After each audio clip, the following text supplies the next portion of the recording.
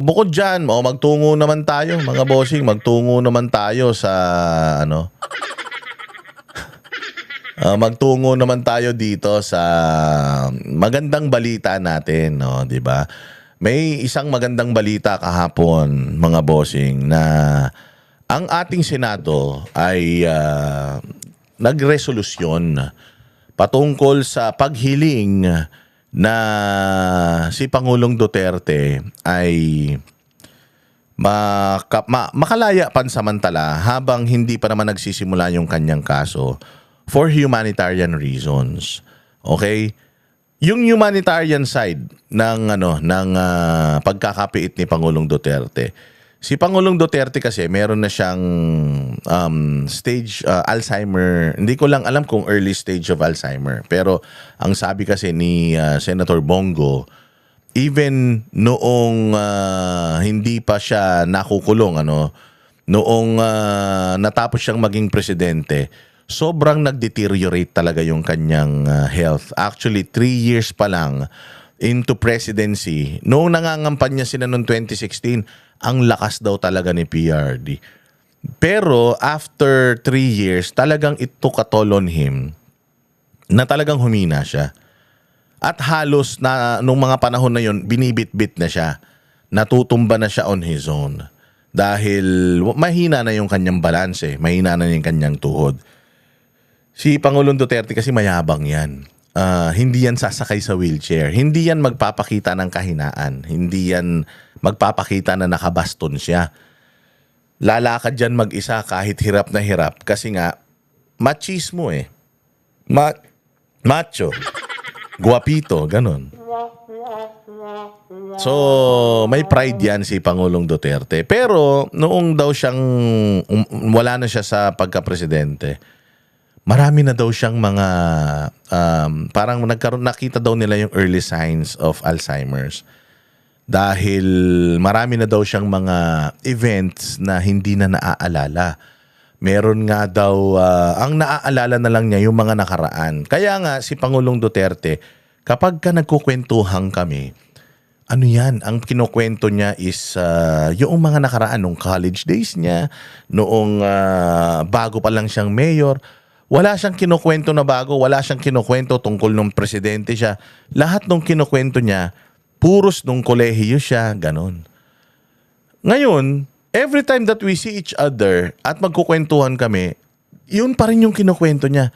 Same kwento, paulit-ulit, pero syempre, ang sarap pakinggan kasi si Pangulong Duterte yan eh. Oo, so magkukwento siya. Tapos, ikukwento niya sa'yo kung ba't niya paborito to, kukwento niya sa'yo kung bakit niya gusto to. Pero marami na daw siyang mga current na nangyayari na hindi niya na natatandaan or nakakalimutan niya na. Sa katunayan nga, diyan daw sa Hague, ewan ko kung narinig niyo na to sa iba, pero merong instances diyan sa Hague kasi pinatawag niya yung 4 na magkakapatid eh. Sabi niya, gusto ko na silang makita, meron na akong ibibilin, so papuntahin niyo na sila dito. So pumunta silang 4 na magkakapatid. Bumisita silang 4 na magkakapatid. Ilang beses na bumisita silang 4 na magkakapatid. Tapos, bigla daw, nire-request niya ulit na baka naman pwede bisitahin ako nung mga 4 kong anak na magkakasabay sila. Kakagaling lang nung 4 niyang anak eh. So, doon pa lang malalaman mo na talagang si Pangulong Duterte, psychologically, hindi na talaga siya 100%. Na talagang si Pangulong Duterte ay meron ng sakit na talagang dulot ng katandaan. Kaya nga nag-aalala itong mga mahal niya sa buhay because si Pangulong Duterte, kahit na immobile siya or hindi na siya masyadong nakakakilos, kailangan niya talaga ng kausap eh. Ganyan talaga yung mga matatanda. When you stop talking to them, they become slow. Pagka hininto nyo na sila, kaya nga lagi kong sinasabi sa inyo to always visit your parents, your grandparents, because yung memories nila habang kilala pa nila kayo, puntahan nyo na sila. Kasi pag nakalimutan na nila kayo dahil sa katandaan nila, nakakalungkot yun, mga bossing, na mabubura lahat ng alaala na yun. Kaya nga, itong mga nagmamahal kay Pangulong Duterte, sinasabi na for the longest time, his whole life, umiikot yan sa pakikipagkwentuhan sa samot-saring tao kahit sino. All walks of life, mga kaibigan, constituents, barangay chairman, mga barangay kagawad, talaga, at saka yung mga tao sa Davao, talagang nakakausap ni Pangulo yan. And nilagay mo siya doon sa isang lugar na walang bintana, maliit lang na butas, doon nilalaglag lang yung pagkain, mag-isa lang siya, wala naman siyang alam sa teknolohiya, ang bisita niya saglit lang, tapos pag weekend, bawal pang bumisita. So, alam mo yun, hindi niya nakakausap at nakikita yung mga mahal niya sa buhay, hindi niya na nagagawa yung mga gusto niya. So, nag-aalala sila na baka imbis na matagal pa natin siyang makasama, baka mapadali yung buhay niya. Kaya nagpetisyon ang mga senador na sana naman ay pumayag ang institusyon ng Senado na gumawa ng resolution requesting ICC to grant the interim release for house arrest or hospital arrest ni Pangulong Duterte. Matagal inilaban to ni Alan Peter Cayetano, mga bossing. Kasi kausap natin yung kanang kamay ni Alan Peter Cayetano, buwan daw ang binilang nila para maisama ito sa agenda. Kasi ina-approve ng leadership ng Senado kung ano lang yung pag-uusapan sa plenaryo. For the longest time daw, iniiwasan itong issue na ito. Yung matouch ang agenda na yan. Pero after how many months ay napapayag na rin nila na i-take up ito sa plenaryo. At ayun nga, gumawa ng resolusyon ang mga senador, may mga nag-sponsor na for humanitarian reasons, purposes, dahil wala pa naman confirmation of yung case ni Pangulong Duterte. So technically, hindi siya dapat nakakulong dyan. So, makikipag-cooperate naman kung ano yung magiging rules ng ICC, makikipag-cooperate naman yung kampo ni Pangulong Duterte. Hindi ba? Kaya nag-request sila at na-approve. Ngayon, galit na galit yung mga makakaliwa kasi nga, ang Senado naman daw, wala naman daw silang power or authority over ICC. Yes, totoo yan. Pero napakaganda nitong resolution na to kasi it's an indication na ang gobyerno ng Pilipinas ay kaisa ng defense team, which is sila Kaufman and Pangulong Duterte, kaisa nila ang mga senador na itong si Pangulong Duterte ay dapat lumabas ng detention facility at payagan na bisitahin siya ng kanyang mga mahal sa buhay at ma-confine na lang sa bahay, whether here in Davao, here in the Philippines, or wherever in the world, basta makakasama niya yung kanyang mga mahal sa buhay. So bagamat walang authority ang Senado, bagamat walang authority ang Senate na i-impose ito diyan sa ICC, show of cooperation to ng gobyerno natin. And dahil nga doon sa kadaldalan ni Claire Castro at sa sulat ni Pangulong Marcos noon kay VP Sara na hindi sila makikialam sa desisyon ng ICC, this is a good working development, ika nga. Napakagandang development nito para diyan sa ating panalangin na na si Pangulong Duterte ay mailabas sa detention facility at makasama pa natin siya ng matagal. Pakinggan natin yung petisyon at pakinggan din natin mamaya yung mga statement ng mga petitioners at saka yung mga bakit ayaw ng mga hindi bumoto pabor sa ICC interim release ni Pangulong Duterte. Arrest the former President Duterte. So move, Mr. President. Any objection? Hearing none, consideration of proposed Senate Resolution 144, taking into consideration number 17 and 18 is now in order. Secretary is directed to read the title of the resolution. Resolution expressing the sense of the Senate requesting the International Criminal Court to hold former President Rodrigo Roa Duterte under house arrest for humanitarian considerations. Majority Leader. Thank you, Mr. President. May we recognize our distinguished minority floor leader, Senator Alan Peter Compañero Cayetano, to sponsor the measure. Senator, the Minority Leader, Senator Alan Cayetano is recognized. Thank you, Mr. President. Mr. President, allow me to just say some words that is personal to me as a person, as a Christian. Napakaganda nito pakinggan yung maigi yung mga sasabihin ni Alan Peter Cayetano dito. Alam mo, grabe, bilib na bilib ako sa tao na to. Tahimik lang to pero grabe ang utak ng tao na to. Sana maging Senate President to agad-agad. As a Filipino, as a senator of this republic, I remember, Mr. President, na pinag-uusapan kasi yung smuggling ng bigas at nandito po si then Mayor Duterte. In fact, dun muna siya naghintay sa kwarto ni Senator Pia. And in the course of their conversation, tinawag nila ako, we joined. Then may nasabi si Mayor Duterte doon that caught my ear, no? So, sabi niya, Pia, Senator, formal siya, sabi niya, Senators, Senator Pia, Senator Alan, how I deal with criminals in Davao, I take responsibility, and one day, before God, I have to account. Not exact words, but basically ang sinasabi niya, nung na-elect siya, he has to take responsibility, and he knows there is an accounting. Few years later, September 29, 2015, hindi ko po makalimutan, lumipad po ako Davao. I asked him if he's running for president, and I asked him if I could join him.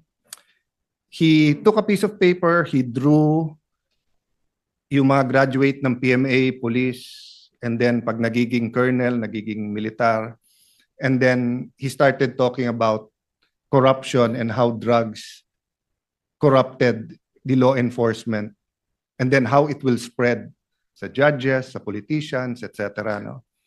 Long story short, after that night, instead of asking him to run, sabi niya hindi siya tatakbo, or instead of asking him if I could run as his vice president, lumabas na lang sa bibig ko na if you run, I will be for you. If you choose me, I will campaign with you. If you don't choose me, I am now committed to you. And as we say, the rest is history. There's a lot of things that we have to account for. There's a lot of truths that have to be uncovered on the part of those who are pro-Duterte. There's a firm belief that it was to protect the human rights of all Filipinos, especially against the menace of drugs. On the side of some human rights activists, tingin nila this is some deranged maniac who just wants to kill everyone. So, yun yung extremes. But I remember, I think a year, 2 years ago, I met a pastor, nagkwekwentuhan kami. Then he said a prayer, then he told me, you know, Alan, God wants you to know that Duterte is not as good as how his supporters describe him to be. But he is also not as bad as how his detractors want him to be or describe him to be. The point is, Mr. President, we can go back and forth about history, but the wheels of justice is moving, whether here in the country or in the ICC. Having said that, I know 3 things. 1, you are presumed innocent until you're proven guilty. And all human rights activists will say, yung tunay hindi yung nagkukunwari na human rights activist. Ang sasabihin po, yung humanitarian treatment. Meron po kasing nagsasabing human rights activist pero siya, bakit siya? Hindi niya binigyan ng due process at pinatay niya. I can't help but remember people like Rene Sagisag who stood tall here in the Senate na kahit anong baho nung kaso o nung issue, pagtingin niya dapat may magtanggol, pagtatanggol niya. Di ba? Kasi sabi niya, they deserve a lawyer. No matter how you think they're guilty, etc. So there are a lot of human rights activists we should and we can and we should pay tribute to. But my point is this: it is not against the tenets of human rights to allow any person, especially a former president of the country, to be under house arrest or to be under a country supervised under ICI, especially in the condition of President Duterte, who is 80 years old, who is, well, at least when he was brought there, was mentally strong. I don't really know how he is now. Pero, Mr. President, I mean, tayo, magkakasama tayo nung pandemic. You were Senate President, I was Speaker, Senate Majority Leader, was Majority Leader. Grabe po yung lungkot nung sa bahay, opisina ka lang. We were still holding office, pero can you imagine how President Duterte is coping now?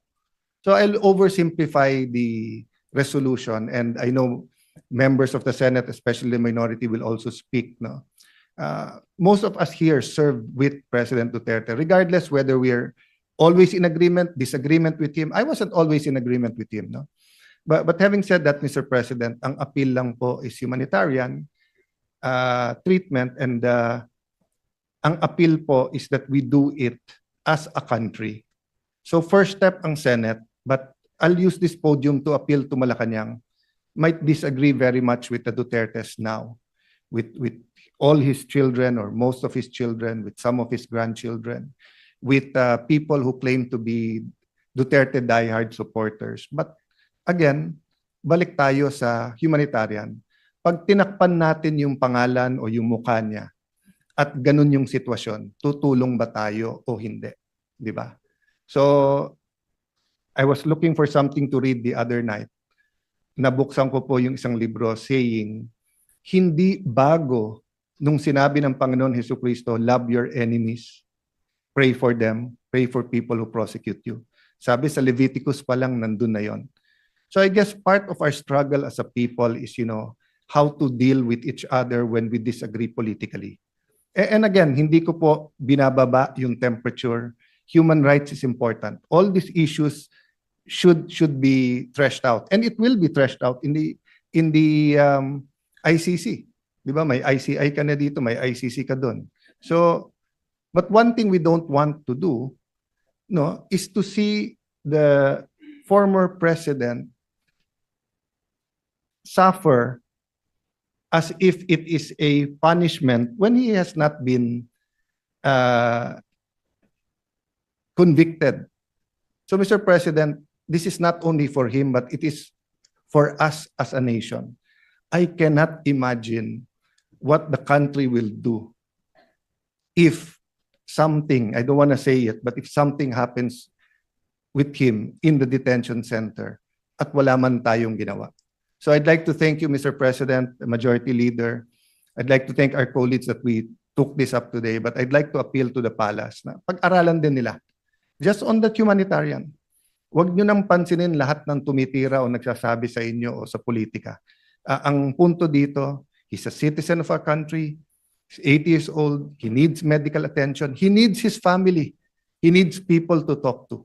So thank you for this opportunity, Mr. President. Ayan, napakaganda talaga nitong sinabi na to ni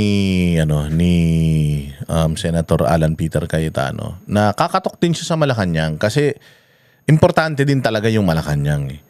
Alam naman niya na mahirap yung landas na yun dahil alam naman natin na yung Malacanang ang punot dulo at talaga namang tumrabaho, nag-utos sa pagpapakidnap kay Pangulong Duterte. Pero nakikita na rin ni Cayetano na opportunity lahat ng mga iskandalo na nangyayari ngayon na baka sakaling makabawas sa tensyon ng mga galit na tao kapag ibinigay ninyo, sinuportahan ninyo itong resolusyon ng Senado. Itong mga taga Malacanang, alam natin, mga demonyo yan. Pero alam mo kasi ang Panginoon ano yan eh. Kaya niyang gawin ang lahat. Oo, kaya niyang palambutin ng pinakamatigas na bagay sa mundo. Kaya niyang paputiin ang maitim at marumi na bagay. Ganun si ganun ng Panginoon. So sana yung bisitahin ng konsensya itong mga nasa Malacanang at pakinggan naman yung taong bayan. Kasi itong ginawa ng Senado ngayon, boses na ito ng taong bayan. Nung nakita naman natin kung gaano kalaki yung crowd na nabuo natin, buong mundo, noong kaarawan ni Pangulong Duterte, ganun kamahal ng tao si Pangulong Duterte eh. Hindi naman si Pangulong Duterte ang kalaban natin talaga eh. Ang kalaban natin talaga, yung corruption sa gobyerno eh. Nakita nyo ba si Pangulong Duterte yumaman? Nakita nyo ba si Pangulong Duterte na namuhay sa rangya? Nakita nyo ba yung mga anak niya na katulad nung mga anak nila Zaldico na nagpapakita ng yaman, rangya at sarap ng buhay? Nakikita nyo ba sila nagyayabang? Nakikita nyo ba sila na pinasasaan nila yung pera ng taong bayan? Mas mayaman ang Davao kaysa sa Surigao. Pero nakikita nyo ba yung mga nakikita nyo ba yung mga Duterte na 'di ba? Wala naman tayong nakita na pang-aabuso ng mga Duterte. Hindi naman sila nagkaroon ng mga ganyang mga sasakyan, 1 bilyong sasakyan, garahe na ganyang kalalaki. Mga tahanan na sobrang garbo na baka hindi na sila nakikita-kita sa loob. Wala pong ganun ang mga Duterte. Kaya hindi sila ang problema rito.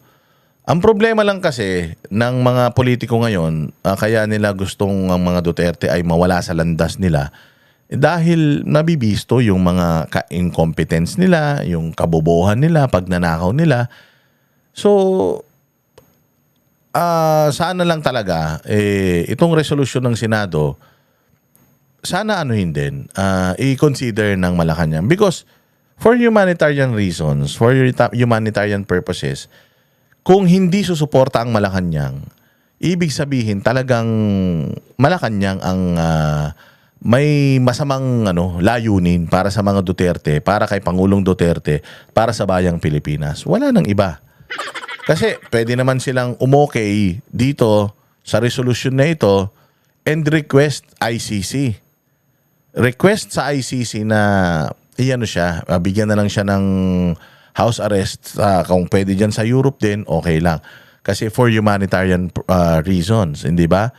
And then, hindi naman ibig sabihin nun, yung kaso ng tao, wala na eh. Ang ibig lang naman sabihin nun is habang wala pa namang confirmation of cases, pabayaan na muna natin na si Pangulong Duterte ay maalagaan ng mga taong nagmamahal sa kanya. Anong mahirap dun? Kami ang boses ng masa, hindi natatakot. Katotohanan lang, di kami nalulunod. Walang bahid ng sismis, lahat ay totoo. Kahit sino ka pa, pag mali ka babanatan ka. Walang pinipili kulay, wala kaming kinikilingan. Basta para sa bayan, kami lalaban. Pag tama palakpakan, pag mali banatan, di matitinag, di matatakot. Para sa bayan, tuloy ang sigaw. Sa harap ng kamera, walang halong takot. Mga baluktot, lahat kayo'y tutumba. Ang hustisya at totoo, yun lang ang mahalaga. Kahit sinong harang, di kami matitinag. Walang pinipiling kulay, wala kaming kinikilingan. Basta para sa bayan, kami lalaban. Pag tama palakpakan, pag mali banatan, di matitinag. sa bayan, tuloy ang sigaw. Kung nasa tama ka, ikaw ay aming kasama. Pero pag mali ka, handa ka na bang mabasag? Banateros kami, walang inuurungan. Dahil bayan muna, bago ang sarili.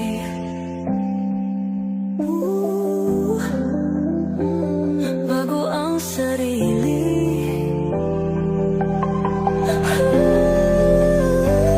Pag tama ka, lakpakan. Pag mali, banatan. Banateros ang sigaw. Katotohanan ang